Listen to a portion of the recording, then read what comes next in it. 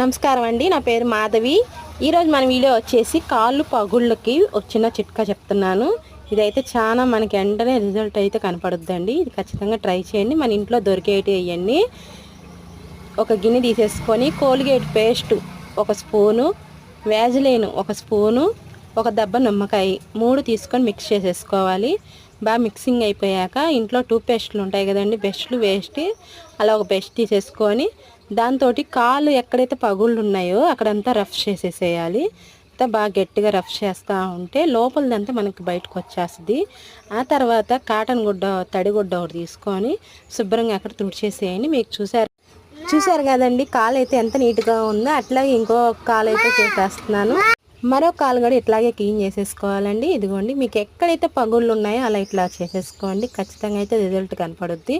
అట్లాగే వారానికి ఒకసారి ఇలా చేసే ఉంది కూడా పూర్తిగా కాలు పగుళ్ళు అయితే పోతాయండి. Thank you.